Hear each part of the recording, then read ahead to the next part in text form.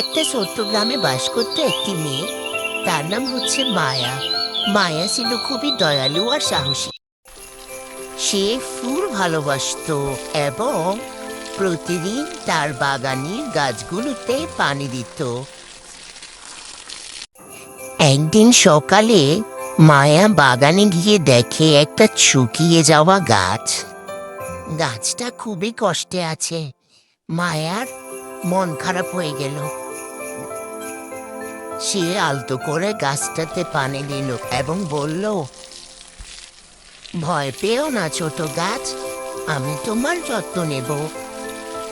এরপর থেকে সে প্রতিদিন গাছের যত্ন নিতে লাগলো। অনেকদিন পর এক আশ্চর্য ঘটনা ঘটল।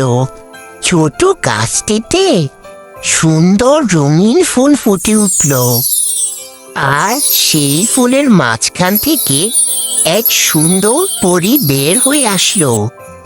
পরীটি বলতে লাগলো, তুমি খুব ভালো মেয়ে মায়া, তুমি গাছকে ভালোবেসে বাঁচিয়েছ, তাই তোমার জন্য একটি উপহার আছে।